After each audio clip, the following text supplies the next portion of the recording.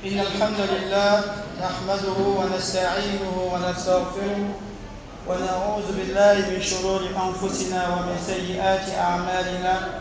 من يهد الله فلا مضل له ومن يضلل فلا هادي له، وأشهد أن لا إله إلا الله وحده لا شريك له، وأشهد أن محمدا عبده ورسوله صلى الله عليه وسلم. يا أيها الذين آمنوا اتقوا الله حق تقاته ولا تموتن إلا وأنتم مسلمون. يا أيها الذين آمنوا اتقوا الله وقولوا قولا سديدا يصلح لكم أعمالكم ويغفر لكم ذنوبكم، ومن يطع الله ورسوله فقد فاز فوزا عظيما.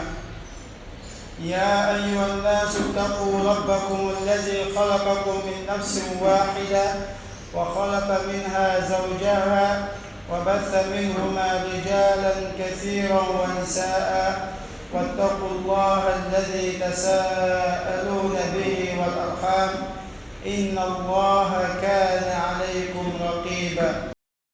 Chers frères et sœurs à la foi, toutes les louanges reviennent à Allah subhanahu wa ta'ala, le digne de louange et de glorification. Allah subhanahu wa ta'ala qui a créé ça, modèle préétabli. Allah subhanahu wa ta'ala qui est le maître des cieux et des terres. Celui-là même qui a créé les êtres, il les a façonnés, il a mis les yeux où les yeux doivent être, il a mis le nez où ça doit être. Fatabarakallahu ahsanul khaliqin. Allah subhanahu wa ta'ala est le meilleur des créateurs. Quand Allah subhanahu wa ta'ala il crée parfaitement. Quand il accorde ses bienfaits, ses grâces, c'est quelque chose qui est parfait. Ça c'est Allah subhanahu wa ta'ala. Par contre, quand l'homme il crée, il y aura toujours quoi des défaillances, il y aura toujours quoi des manquements. On va toujours améliorer. C'est pourquoi aussi, nous qui avons les téléphones Android et autres, on voit qu'à chaque fois, il faut avoir des mises à jour pour que ton téléphone soit quoi performant.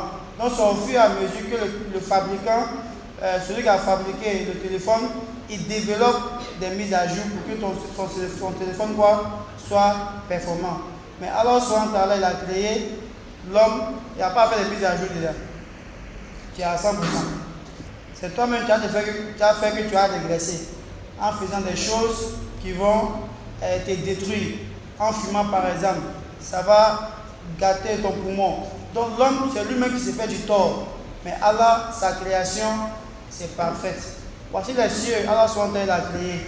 Depuis on est né, depuis nos papas et les papas, à notre temps, nous en partie, nos enfants, c'est le même ciel-là qui est là, ça ne va pas changer. Ça c'est Allah, c'est lui qui est le meilleur des créateurs. Et comme on a dit à Allah, c'est lui qui est le vrai Dieu, qui mérite l'adoration. Si quelqu'un adore autre chose qui n'est pas Allah, il est sur le faux. Pourquoi? Parce que toute chose en Dieu de Dieu, en Dieu d'Allah est création. Et tu vois, mais Allah, comme il est grand, il est grand, il est puissant, on ne peut pas le connaître. L'homme ne peut pas connaître Allah parfaitement. Tu connais Allah un peu, mais tu ne peux pas le connaître. Tu peux le connaître à travers ses noms et attributs. Tu sais que Allah, il est Ahad, il est l'unique, il est Samad, il est l'absolu, il est Lam Yalid wa Lam Yulad. On n'a pas enfanté, il n'a pas été enfanté. C'est que Dieu il est comme ça. C'est ce qu'il a voulu que tu saches. Mais Allah, il a d'autres choses qui sont propres à lui que l'homme ne connaît pas. Mais comment l'homme va faire pour connaître Dieu? Il va envoyer ses hommes, ses prophètes et ses messagers. Parmi nous, les hommes, ces créatures, il va choisir des personnes qu'il a distinguées. Dieu, il choisit les prophètes parmi nous. Et puis tu vas voir la vie de ces prophètes avant la prophétie, ils étaient parfaits. Mohammed sallallahu alayhi wa sallam, avant qu'il soit prophète, on l'appelait comment? Al-Amin, le digne de confiance. Donc Dieu ne choisit pas des gens au hasard comme ça. Il crée, il spécifie les hommes pour sa mission. Et tu vois. Et puis ces hommes-là, ils viennent nous montrer quoi? Ils viennent nous montrer qui est Dieu. Il vient nous enseigner quoi? Sa religion. Il veut nous enseigner sa religion. Comment on va faire pour connaître Dieu? Comment on va faire pour adorer Dieu? Aujourd'hui, le prophète Mohammed sallallahu alayhi wa sallam, lui et ses compagnons, ils ont lutté, ils ont fait des efforts pour enseigner l'islam. Avant, ils étaient à la Mecque, ils vivaient normalement, ils n'avaient pas de problème avec les gens, ils faisaient tout ce qu'ils voulaient, ils parlaient saluer les familles, ils étaient avec les femmes, leurs enfants, leurs hommes. Mais depuis ils ont dit La ilaha illallah, ils ont eu tous les problèmes. C'est-à-dire quoi La ilaha illallah? Il n'y a pas de Dieu qui mérite l'adoration si ce n'est Allah subhanahu wa ta'ala, le seul digne d'adoration. C'est-à-dire quoi? Vous aimez quoi là? Vous adorez les statues, vous adorez l'eau, les pierres. Ceux-là, ce n'est pas des dieux. Ils ne peuvent rien vous faire, ils ne peuvent, comme bien ou bien comme mal. C'est des choses que vous-même vous avez fabriquées. Regardez, la statue qui est dans la Mecque par exemple, il est là-bas. Qui l'a mis là-bas? Je crois que c'est vos grands-pères qui ont mis ça là-bas. Qui l'a fabriqué? Vous avez vu quoi? Il y a un sculpteur en son temps qui l'a sculpté comme lui voulait le mettre là-bas. Et puis, ce qu'il fait là-haut, qui a dit qu'il fait ça? Tu vois que c'est quelqu'un qui a dit non, lui là, c'est le Dieu de la pluie. Et tu vois. Donc, si vous voulez demander la pluie, partez demander. Donc, eux, ils ont cru en ça comme ça. Donc, eux sont morts. Les enfants sont venus, ils ont fait la même chose. Après, même chose. Donc, Mohammed sallallahu alayhi wa sallam, il veut voir que ceux-là, ils adorent des faux dieux. Mais lui, il n'est pas encore prophète. En tant que personne, sa conscience, c'est pas ça. Comment on fait acte, on dépose, on c'est Dieu. Ça, c'est pas Dieu. Il n'a jamais adoré quoi? Les idoles. Avant même qu'il soit prophète. Il n'a jamais touché quoi? À l'alcool. Il n'a jamais fait la fornication. Alors que c'était des vices de la société en ce moment. Il n'a pas fait tout ça. Mais plus il faisait quoi? Il s'est retiré. Il partait dans la grotte. Il partait méditer. Dans ça, Allah l'envoyait qui Jibril alayhi salam pour lui donner le message qu'il cherchait. Il cherchait la vérité. Dieu lui a montré quoi? La vérité. Et il a accepté la vérité. Il a annoncé la vérité. Il est venu enseigner ça à ses parents, à ses grands-pères, à ses pères, à ses frères. Que Dieu il est seul. Il n'est pas deux. Il n'est pas trois. Il n'est pas quatre. Dieu, on ne peut pas le représenter. Il est venu enseigner ça. Vous savez pourquoi ils l'ont chassé? C'est à cause de ça qu'ils l'ont chassé. On dit, toi, tu veux venir gâter ce que nos grands-pères l'ont fait, quoi. Ils l'ont combattu, ils l'ont frappé. Ils ont dit, il est fou. Ils ont dit, c'est un menteur. Ils ont dit que c'est un poète. Ils ont parlé tout ce qu'il veut parler. Il n'a pas parlé. On les a isolés. Comme vous dites, Dieu, il est en haut. Il est seul, c'est lui qui fait tout là. On vous met dans le désert là-bas. Puis 3 ans, si je ne me trompe pas. 3 ans dans le désert. Il n'y a pas mangé. On dit, toute personne qui va commercer avec eux, vous avez l'argent, mais vous n'avez pas marchandise au pays. On dit, si tu commerces avec eux, toi aussi on te met avec eux là-bas. 3 ans, je vous dis, dans le désert. Imaginez le désert, le sable, la chaleur, il n'y a pas l'eau. On dit, personne ne vend quelque chose. Personne ne va le voir. C'est-à-dire quoi, une femme, si ton mari est musulman, en ce temps-là, tu n'as pas le droit de partir le voir. Si tu as mangé, tu veux lui donner à manger, tu n'as pas le droit d'aller faire ça. C'est embargo de monsieur pendant 3 ans. Ils ont supporté, ils ont mangé les feuilles des arbres comme des animaux. Subhanallah. À cause de quoi? À cause de l'islam. Mais aujourd'hui, c'est cette religion-là que nous, on joue avec. On ne connaît pas l'importance. On ne sait pas comment les gens ont souffert. Aujourd'hui, on était à l'étang. Et puis, après toute cette fatigue-là, tu as survécu. Dieu a fait que tu as survécu. Tu as patienté. Donc, tu ne vas jamais accepter que quelqu'un garde ça. Imagine, tu as construit ton palais, tu as construit ton empire. Tu as saigné pendant des années. Tu as économisé. Tu as réalisé par-ci par-là. Et puis, un voyou comme ça, il vient. Tu n'as pas géré tes biens, il veut garder ça. Tu as fait quoi? Nous, dans ça, sur le plateau, on joue avec. Pourquoi je vous dis ça? Je vous dis ça parce qu'on est dans une période où les musulmans, ils ne sont pas fiers d'être musulmans. Ils ne sont pas fiers d'être musulmans en réalité. Mais ils sont fiers d'être musulmans dans le virtuel. Sur Internet, Facebook, WhatsApp, TikTok, les Masha'Allah, fiers d'être musulmans, fiers d'être islam, c'est tout. Mais dans la réalité, tu es fier d'être quoi? On voit le Coran en train de lire. On dit Allahu Akbar, on est content. Mais comment tu lis le Coran combien de fois? Tu écoutes un prêche, Masha'Allah, l'appel est profitable. Mais toi, on dit à Wajib ton quartier, tu ne viens pas. Aujourd'hui, c'est ça, le musulman d'aujourd'hui. On est fiers dans le virtuel. Mais nous-mêmes, là, dans la réalité, on n'est pas fiers. On a honte d'être musulman. Il y a d'autres médecins qui s'appellent Adam, qui s'appellent Adams. Il n'y a pas Adam, là, ça le dérange. Hein? On doit se donner des noms pour camoufler notre appartenance. Alors Dieu dit, il dit le musulman, je vous ai accordé 2 fêtes, qui est la fête de Ramadan. La fête de Ramadan pendant laquelle, qui se fait d'abord avant un mois d'adoration. Un mois d'intense adoration. On jeûne toute la journée. De l'aube jusqu'au coucher du soleil. Après ça, on a la fête de quoi? Le tabaski qu'on appelle Eid Adha, la fête de l'immolation.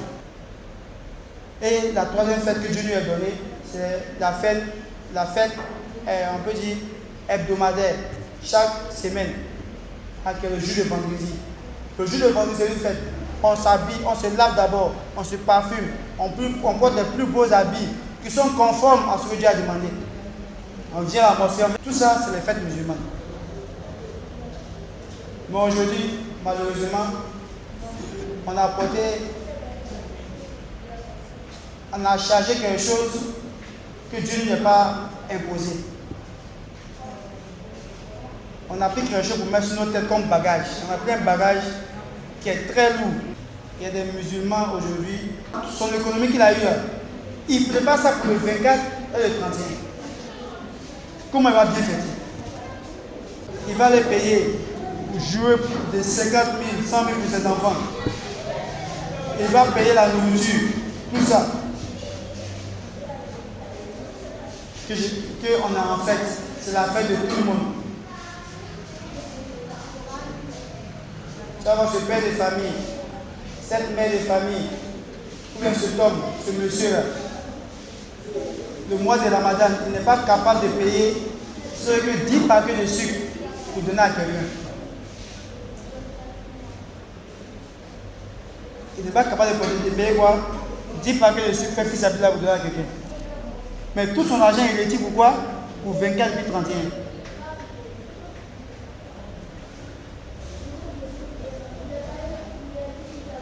Tu vois que ce dernier va dire non, on n'a pas les moyens, on ne tue pas mouton. Il va gaspiller.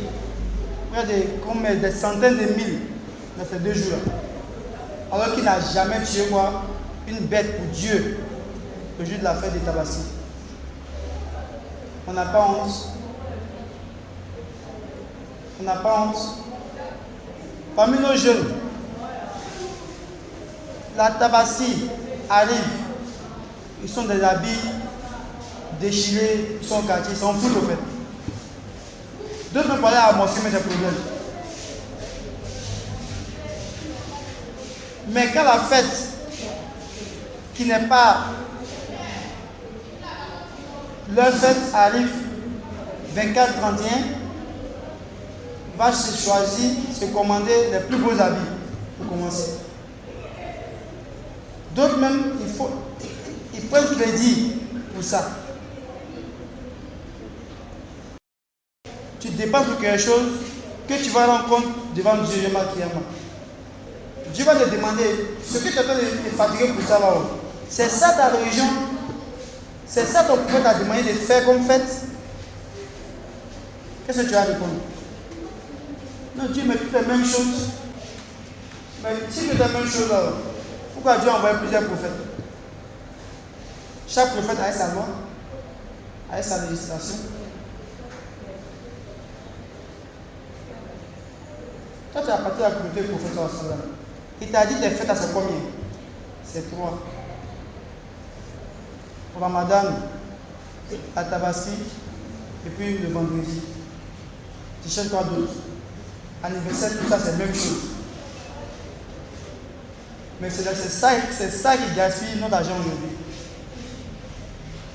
On demande à Allah subhanahu wa ta'ala de faire de nous des musulmans sincères, des musulmans pratiquants, des musulmans, pas des musulmans de nom, pas des musulmans d'affiliation, mais des musulmans convaincus ils savent pourquoi ils sont musulmans. أقول ما تسمعون وأستغفر الله لي ولكم ولسائر المسلمين كل ذنب فاستغفروه إنه هو الغفور الرحيم. الحمد لله رب العالمين والصلاة والسلام على رسول الله صلى الله عليه وسلم. الحمد لله. On remercie Allah subhanahu wa ta'ala. On prie Allah subhanahu wa ta'ala qu'il fasse des prières, qu'il multiplie ses prières sur le prophète Mohammed, alayhi salam, sa famille, ses compagnons et tous ceux qui vont suivre les pas jusqu'au jour de la résurrection. Très chers frères et sœurs en la foi, concernant la fête des non-musulmans, ce que vous devez savoir, c'est les fêtes qui ne sont pas musulmanes, donc ça ne nous appartient pas. On doit rester neutre. Ça ne nous fait ni chaud ni froid, même s'il y a du bruit à côté. On doit rester sur nos convictions, sur nos croyances. Parmi nous, il n'y a personne qui va dire qu'il ne connaît pas Qul Huwallahu Ahad.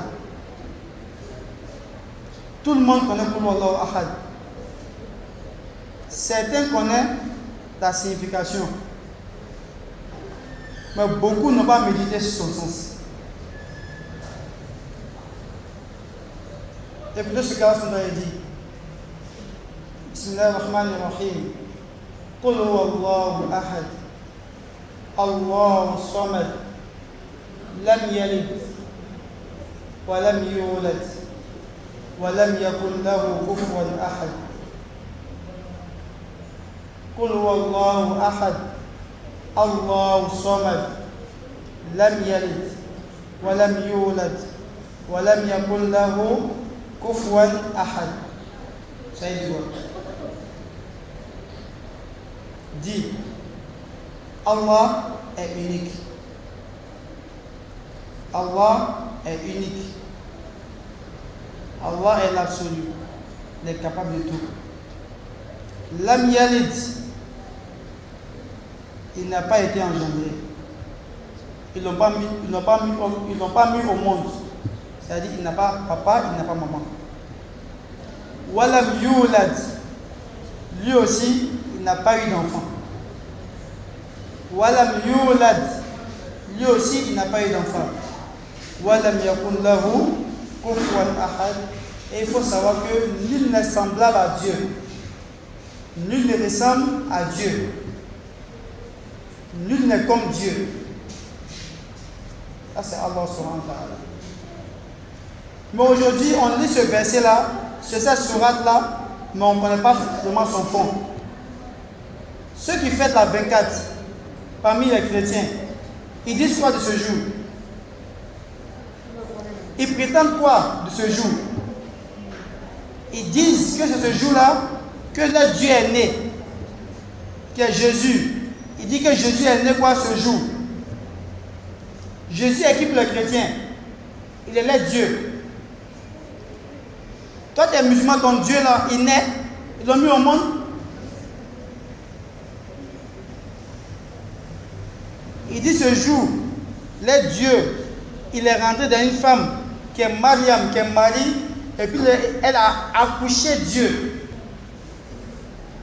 Subhanallah. Elle a accouché Dieu comme nous tous on est là. Elle a accouché Dieu comme ça, ce jour.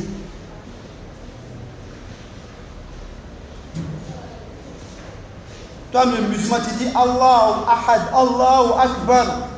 Allah est grand que tout. Allah est grand que de venir et puis femme va l'accoucher. C'est toi ce jour, tu décores ta maison avec les guirlandes, les jeux de lumière, les sapins. Et Dieu, le Dieu est né. Jésus, là, c'est le Dieu. Et ils fêtent pour les dieux le 24. Quoi ton problème ici? Ça te regarde, ça te concerne. Mais c'est nous, on est les premiers. Et j'aimerais terminer le sermon avec ces quelques paroles. d'Allah subhanahu wa ta'ala dans le verset que tout le monde connaît bien sûr. Qul ya ayyuhal kafirun la a'budu ma ta'budun wa la antum 'abiduna ma a'bud wa la ana 'abidun ma 'abadtum wa la antum 'abiduna ma a'bud lakum dinukum waliya din. Dis ô vous les mécréants, je n'adore pas ce que vous adorez. Vous aussi, vous n'adorez pas ce que j'adore. Je ne vais pas adorer ce que vous adorez. Vous aussi, vous n'allez pas adorer ce que j'adore. Donc quoi? Lakum dinukum waliya din. À vous, votre religion. À vous, votre croyance. À vous, votre naissance de votre Dieu. À vous, votre 31. À moi, ma religion. À moi, ma fête de Ramadan. À moi, ma fête de Tabaski. À moi, ma fête de quoi? De jour de vendredi. Point bas, c'est fini. Il n'y a pas de discussion ensemble. Mais toujours on dit ça, mais on ne médite pas là-dessus. Le problème, c'est aux éducateurs, à ceux qui nous éduquent, à ceux qui nous apprennent la religion. Tellement on a voulu se confondre, on a voulu, c'est pas, jusqu'à ce qu'on perd nos valeurs. On peut mieux vivre ensemble, chacun suivant ses valeurs. On peut mieux vivre ensemble, chacun suit sa ligne. Et puis ça ne va rien garder dans nos relations. On sait que monsieur Intel, il est musulman, il ne fait pas Noël, il ne fait pas décembre. Après ça là, on est ensemble. Quand on a la bonne compréhension, qu'il est facile à mettre en pratique, qu'il nous guide sans chercher droit chemin, qu'il fasse de nous des musulmans pieux et sincères, qu'il ne nous égare pas après nous avoir guidés. Et j'aimerais terminer ce sermon-là avec ce hadith. Le prophète sallam il dit, vous allez très certainement sur la trace de ceux qui vous ont précédé, jusqu'à ce qu'ils rentrent dans le trou d'un lézard, vous allez les suivre. C'est-à-dire quoi? Les musulmans vont suivre les juifs et les chrétiens dans leur égarement. On va les suivre. Sauf ceux qui ont compris la religion, qui ont compris pourquoi ils sont musulmans et qui ont suivi les enseignements du prophète sallam. اللهم ربنا اتنا في الدنيا حسنه وفي الاخره حسنه وقنا عذاب النار ربنا لا تزغ قلوبنا بعد إذ هديتنا وهب لنا من لدنك رحمه انك انت الوهاب اللهم ظلمنا انفسنا وان لم تغفر لنا وترحمنا نكون من الخاسرين اللهم اعز الاسلام والمسلمين واذل الشرك والمشركين ودمر اعداء الدين واجعلنا من عبادك المهتدين